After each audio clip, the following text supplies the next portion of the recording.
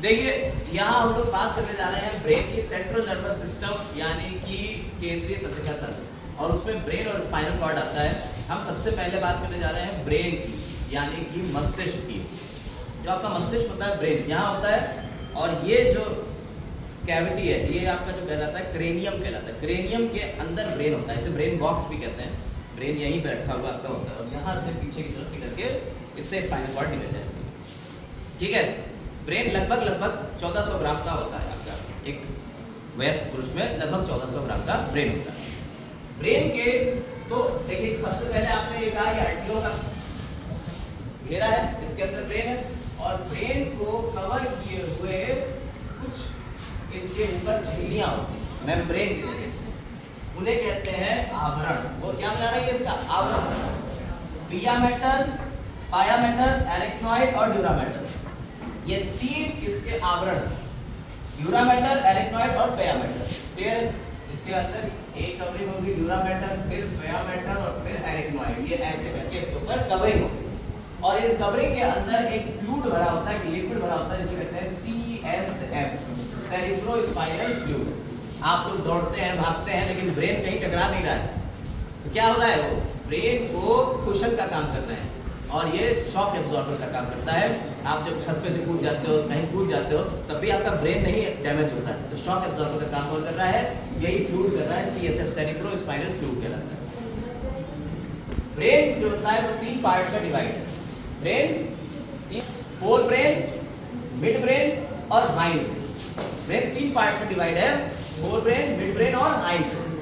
Fore brain यानी अग्र मस्तिष्क, मिड ब्रेन यानी मध्य मस्तिष्क और हाइंड ब्रेन यानी पश्चिम मस्तिष्क। क्लियर है? अग्र मस्तिष्क को फर्दर दो पार्ट में डिवाइड किया गया है, प्रामस्तिष्क या सेरिब्रम और डायनसेफेलॉन। प्रामस्तिष्क यानी सेरिब्रम और डायनसेफेलॉन। प्रामस्तिष्क को फर्दर और डिवाइड किया गया चार लोब्स में, फ्रंटल, पैराइटल, ऑसिपिटल और टेम्पोरल। ये चार लोब्स होते हैं, हर किसी का अलग अलग काम है। ये सबसे बड़ा पार्ट होता है ब्रेन में, जो आप देखते हो सबसे बड़ा पार्ट आपका सेरिब्रम है। अब फ्रंटल लोब जो होता है वो क्या करता है? वो ऐच्छिक पेशियों पर नियंत्रण करता है, यानी कि आपके हाथ को चलाने वाली पेशियां आपकी ऐच्छिक पेशियां होंगी जिससे इच्छा से चल रही है। अभी हम जबान चला रहे हैं, ये हमारी इच्छा से चल रही है, तो इनके ऊपर नियंत्रण करता है। ठीक है? पैराइटल ये सर्दी, गर्मी, स्पर्श, दबाव आदि से ये प्रति अनुक्रियाओं को नियंत्रित करता है, यानी कि सर्दी हो गई है तो आपको क्या करना है? कपकपी आती है, अनुक्रिया करते हैं उसके अंदर। गर्मी हो रही है तो पसीना आ रहा है, ये अनुक्रियाओं को नियंत्रित करेगा। क्लियर है? इसके अलावा ऑसिपिटल जो होता है ये दृश्य संवेदनाओं को, ब्रेन में सबसे पीछे की तरफ यहाँ जो लोब है ऑसिपिटल लोब कहलाता है, यहाँ दृश्य संवेदना आप जो देखते हैं वो उसकी इमेज कहाँ बनेगी? हॉस्पिटल में, और वो बताएगा कि हाँ आपने ये चीज़ देखी, तो दृश्य संवेदना। टेम्पोरल लोब जो होता है ये श्रवण में सहायक होता है, जो आप कान में सुन रहे हैं वो आपको टेम्पोरल लोब जो है वो बताता है कि हाँ ये चीज़ आपने सुनी। क्लियर? तो ये चीज़ें हो गई, इनके काम बहुत याद करना है, डायरेक्ट काम आते हैं। डायनसेफेलॉन जो होता है उसको फर्दर फिर दो पार्ट में डिवाइड किया गया है, थैलेमस और हाइपोथैलेमस। हाइपोथैलेमस को हम लोग उसमें भी पढ़ चुके हैं ग्रंथियों में। तो यहाँ पे हाइपोथैलेमस का जो काम है वो है भूख, प्यास, घृणा और ताप नियंत्रण। मेन इसका है टेम्परेचर कंट्रोल, आपकी बॉडी का जो टेम्परेचर है उसको कंट्रोल करने का काम हाइपोथैलेमस का होता है। थैलेमस जो होता है ये सर्दी, ठंड, गर्मी को पहचानने का कार्य करता है कि हाँ सर्दी हो गई है, इसे लग रही है सर्दी। ठीक है? आपकी बॉडी को जो महसूस होता है वो कहाँ से पता चलेगा? थैलेमस से। क्लियर? अब आते हैं मिड ब्रेन के ऊपर यानी मध्य मस्तिष्क। मध्य मस्तिष्क को दो पार्ट में डिवाइड किया गया है, कॉर्पोरा क्वाड्रिजेमिना और सेरिब्रल पेडंकल। ये दो पार्ट में डिवाइड किए गए हैं, लेकिन इसका कोई दो इंडिविजुअल काम आपको नहीं बताया गया, 10th क्लास है इसमें इतना ज़्यादा काम नहीं बताया गया। मेन काम इसका जो होता है ये दृष्टि, श्रवण और प्रतिक्रियाओं, रिफ्लेक्स एक्शन होते हैं, उनको उनकी क्रियाओं का, प्रतिवर्ती क्रियाओं का नियंत्रण करता है। क्लियर है? मध्य ब्रेन यानी मध्य मस्तिष्क। अब आते हैं पश्च मस्तिष्क यानी लास्ट वाला पार्ट है।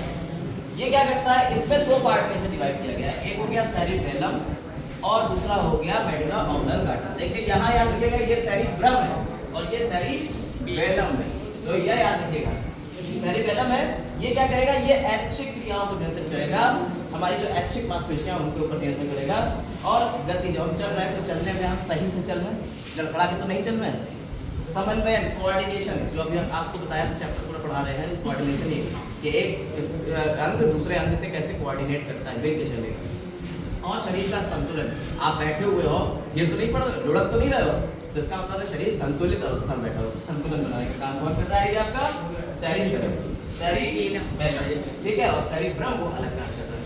मेडुला ऑब्लंगाटा के काम जो होते हैं ये बेसिकली अनैच्छिक क्रियाओं को नियंत्रित करता है। अनैच्छिक क्रियाओं में क्या होता है? आप ब्लड सर्कुलेट हो रहा है पूरी बॉडी में, आपका ब्लड प्रेशर है, हार्ट चल रहा है, सांस ले रहे हो, खाना डाइजेस्ट हो रहा है, ये सब क्या है? अनैच्छिक क्रियाएं तो हैं। तो रक्त दाब, लार आना, वमन, वमन यानी वोमिटिंग होती है। कोई बुरी चीज देखी, लड़कियां अक्सर जो बुरी चीज देखी और उसमें बदबू आ रही तो उल्टी आ जाती है। अभी 8th क्लास में दिन एक चूया मरी पड़ी थी, ठीक है, रात में मर गई। अब वो एक बच्ची ने उल्टी कर दी, तो क्या हो रहा है? वो उल्टी का जो सेंटर कहाँ है आपका? मेडुला ऑब्लंगाटा, ठीक है।